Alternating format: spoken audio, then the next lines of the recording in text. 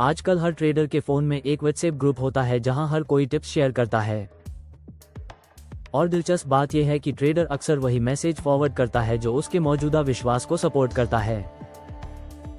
जैसे अगर किसी ने एक स्टॉक खरीदा है तो वो सिर्फ वही न्यूज़ ढूंढेगा जो हमारे स्टॉक के बारे में सकारात्मक होने की बात करेगा, नकारात्मक खबरों को नजरअंदाज कर देगा। ये है पुष्टिकरण पूर्वाग्रह की शक्ति। दिमाग को वही सुनना पसंद है जो पहले से ही विश्वास करता है।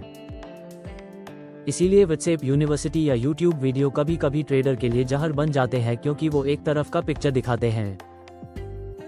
पुष्टिकरण पूर्वाग्रह एक मनोवैज्ञानिक जाल है जिसका इंसान अपने विश्वास को मान्य करने वाली चीज को स्वीकार करता है, और जो चीज उस विश्वास के विरुद्ध हो उसका उपयोग अनदेखा करता है या अस्वीकार करता है। ट्रेडिंग में इसका मतलब ये होता है कि अगर आप एक स्टॉक पर बुलिश हैं, तो आप सिर्फ बुलिश आर्टिकल्स, एक्सपर्ट्स और इंडिकेटर्स पर ध्यान दोगे। आप मंदी के संकेतों को तो नजरअंदाज करोगे या उन्हें गलत मान लोगे।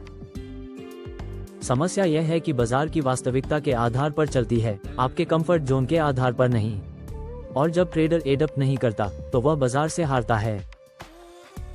एक और समस्या ये होती है कि व्यापारी अपने दोस्तों और साथियों से भी सिर्फ वही सलाह लेता है जो उसके पक्ष में हो, और इस तरह वह एक इको चैम्बर में फंस जाता है।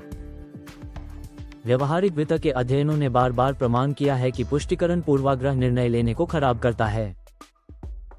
एक रिसर्च में ये पाया गया कि ट्रेडर्स जो सिर्फ अपने विश्वास को सपोर्ट करने वाली चीज पढ़ते हैं, उनका प्रदर्शन लगातार 20-30% था, और ट्रेडर्स की तुलना में जो अपने विश्वास को चुनौती देते हैं। एक और सर्वेक्षण में ये भी खुलासा हुआ कि 70% खुदरा व्यापारी जब घाटे में होते हैं तो वो सिर्फ ऐसी जानकारी ढूंढते हैं जो उन्हें उम्मीद दे वास्तविकता का सामना करने के बजाय। ये खतरनाक होता है क्योंकि नुकसान को कट करने की जगह वो और बड़ा बन जाता है। भारत में भी एनएसी के एक सर्वेक्षण में पाया गया कि अधिकतम खुदरा विकल्प खरीदार अपना स्टॉप लॉस एक्सटेंड कर देते हैं सिर्फ इसलिए क्योंकि उन्हें व्हाट्सएप ग्रुप में उम्मीद मिलती है, और फिर वही छोटा नुकसान एक खाता वाइप आउट में बदल जाता है। इंसान का दिमाग स्वाभाविक रूप से कंफर्ट जोन में रहना पसंद करता है। अगर आपने एक फैसला ले लिया तो आपको वो सब चीजें सही लगती हैं जो आपके फैसले का समर्थन करेगी। इसका कारण विकासवादी है। दिमाग संघर्ष से बचता है और निश्चितता ढूंढता है, लेकिन ट्रेडिंग में निश्चितता का मतलब होता है खतरा। बाजार गतिशील है, कल जो ट्रेंड था आज वह उल्टा भी हो सकता है। अगर आप सिर्फ अपने कंफर्ट जोन में रहेंगे तो आप हमेशा एक कदम लेट रहेंगे, और ट्रेडिंग में एक कदम देर का मतलब है बड़ा नुकसान। अमित ने इन्फोसिस की खरीद की क्योंकि उसे लगा कि आईटी सेक्टर में उछाल आएगा। जब तिमाही नतीजे खराब आए तो उन्होंने उन्हें इग्नोर कर दिया और सिर्फ उन लेखों को फॉरवर्ड किया जो long term IT sector safe है बोलते थे। नतीजा उसकी पूंजी आधी हो गई। सुनीता ने एक फॉर्मा स्टॉक खरीदा और हर जगह सिर्फ पॉजिटिव एनालिस्ट की रिपोर्ट ढूंढती रही। जब नकारात्मक खबरें आए तो उसने कहा ये फर्जी है, लेकिन बाजार ने उसका विश्वास तोड़ दिया। एक तीसरा उदाहरण है अर्जुन का। अर्जुन एक बैंक निफ्टी व्यापारी था। जब मार्केट गिर रहा था उसके व्हाट्सएप ग्रुप में सब लोग कह रहे थे ये सिर्फ करेक्शन है, कल से बाउंस आएगा। अर्जुन ने उसकी सलाह को आंख मूंद कर फॉलो किया और अपने पूरे महीने की सैलरी एक ही एक्सपायरी में खो दी।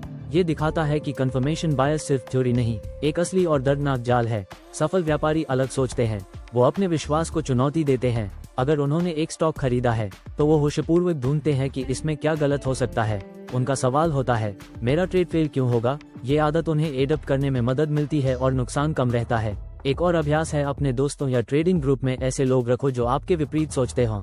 ये असहज लगता है, लेकिन यही सच्चा विकास क्षेत्र है। और एक और रणनीति है जर्नलिंग। हर ट्रेड के लिए अपने कारणों को फॉर और विरुद्ध लिखना। जब आप दोनों साइड लिखते हो तो आपका दिमाग स्वाभाविक रूप से संतुलित सोचने लगता है। तो दोस्तों, कंफर्मेशन बायस एक साइलेंट किलर है जो ट्रेडर को अपनी गलती स्वीकार करने से रोकता है। हर दिन अपने आप से पूछो मेरे ट्रेड के खिलाफ क्या सबूत है। अगर आप सिर्फ अपने पक्ष में सबूत ढूंढ रहे हैं तो समझ जाओ कि आप फंस गए हो। एक व्यवहारिक रणनीति ये है कि हर ट्रेड से पहले एक पेज में 2 कॉलम बनाओ, वाई फॉर और वाई अगेंस्ट। दोनों साइड लिखने की आदत आपको ऑब्जेक्टिव बनाएगी। दूसरा रणनीति एक भरोसेमंद दोस्त को अपना शैतान वकील बनाओ जो हमेशा आपके ट्रेडों को चुनौती दे। और तीसरा, हर सप्ताहांत अपना ट्रेडिंग जर्नल रिव्यू करो और देखो कि कितने ट्रेडों में आपने विपरीत साक्ष्यों को नजरअंदाज किया। अपने पिछले 5 ट्रेड लिखो और नोट करो कि कितने ट्रेडों में आपने विपरीत संकेतों को नजरअंदाज किया। अगला पार्ट में हम देखेंगे एक और पूर्वाग्रह, रिसेंसी इफेक्ट, जो हमेशा ट्रेडर को अल्पकालिक स्मृति के आधार पर गलत निर्णय लेने पर मजबूर करता है।